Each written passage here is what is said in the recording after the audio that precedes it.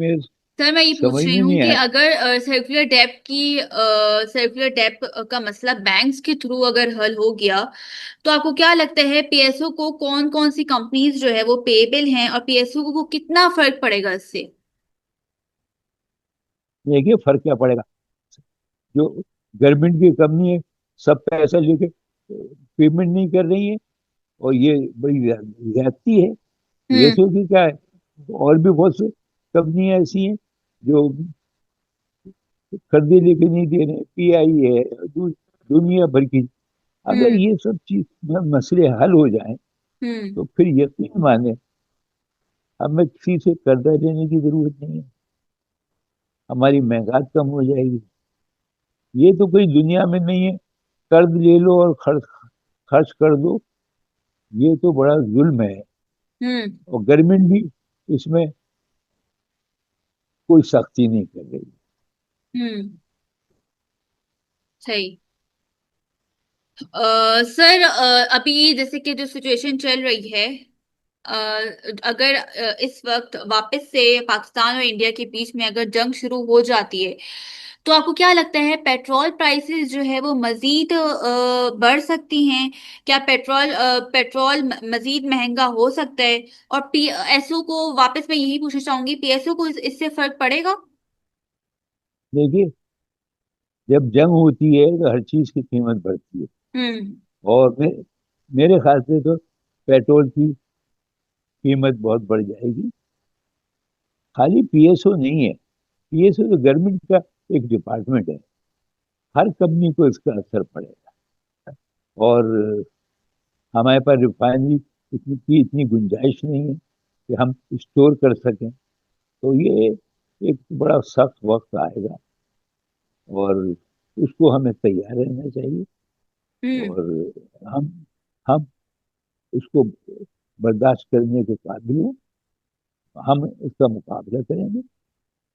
मगर गवर्नमेंट को ईरान से मैं फिर कहूंगा, अगर ईरान से पाइपलाइन के जरिए, टैंकर के जरिए गैस और पेट्रोल आ जाए, तो शायद इतना असर नहीं पड़ेगा। सही।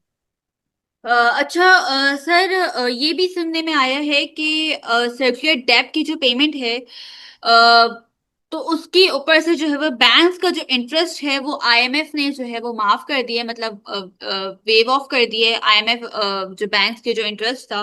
तो आपको क्या लगता है, ये इंटरेस्ट जो है वो पेमेंट, ये जो इंटरेस्ट पेमेंट है ये रिमूव होगी, या ये ऐसी ही आईएमएफ की एक अफवाह है? और ये जो मामला है सर्कुलर डेब्ट का, ये 2025 में हल हो जाएगा ये मामला, या 2026 तक, 2026 तक जो है वो ये जाएगा? नहीं, मुझे कोई उम्मीद नहीं। ये सिर्फ अखबारी बातें हैं। कैसे ये करेंगे? हम्म। अगर इनको करना है तो फिर औरों को भी रियायत देनी पड़ेगी इनको। ये थोड़ी इनको माफ कर दें और दूसरों को माफ नहीं करें। हम्म।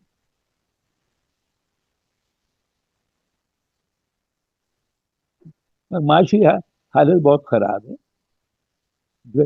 गवर्नमेंट को कमर कमर कसनी पड़ेगी, अखराजात कम करने पड़ेंगे, वरना अवाम पिस जाएगी। हम्म। अच्छा, सर सेशन को रैप अप करते हुए मैं बजट के हवाले से आपसे वापस पूछूंगी। बजट जिसे कि ईद के बाद जो है वो मोस्ट प्रोबेबली है कि वो आ जाएगा बजट। तो आपने जैसे कि बताया कि टैक्सेस, अगर टैक्सेस लगेंगे तो ये बहुत गलत होगा, बहुत ज्यादती होगी आवाम के साथ अगर टैक्सेस बढ़ के लगे। तो आप क्या कहना चाहेंगे कि बजट, आपकी क्या एक्सपेक्टेशंस हैं, आपकी उम्मीद है क्या टैक्सेस लग के बजट आएगा? और बजट को क्यों मजीद डिले किया गया? पहले तो बजट जो है वो स्टार्टिंग ऑफ जून आ रहा था, लेकिन बजट को जो है वो ईद के बाद जो है वो एक्सटेंड कर दिया गया। तो क्या वजह थी? देखिए कोई अफवाह भी है कि बजट में टैक्सेस लगने हैं इसलिए बजट को डिले किया गया? आपके क्या ख्याल है? देखिए, जो बजट है, आईएफ में कहेंगे, उस पर अमल करेंगे, अपने अखराजात कम नहीं करेंगे। इस तरीके से ना हुकूमत चलती है, ना मईशत चलती है। इनको 1 साल को देख लें, अपना कमर कस लें, हम्म। फिर आप देखें कि क्या हो सकता है। हम भी बड़े बड़े ओहदों पे रहे हैं, और हमने जब भी कोशिश की कि अखराजात हम करें, हम्म। यहाँ तो एमएनए को इतना दे दो, इसको इसको इतना दे दो, ये कोई खैरात खाना नहीं है। और सबको इसमें सेक्रीफाइस करनी पड़ेगी। अगर नहीं करेंगे, वो समझते हैं कि हम पे तो असर पड़ेगा नहीं, मैं एक 25 करोड़ अवाम जो है ना, वो पिस जाएगी। एज यूजुअल हमारे साथ जो है वो पार्टिसिपेंट्स भी मौजूद हैं, तो मैं कहना चाहूंगी पार्टिसिपेंट्स आपकी कोई भी क्वेरी हो तो वो हैंड रेज करके जो है आप लोग पूछ सकते हैं।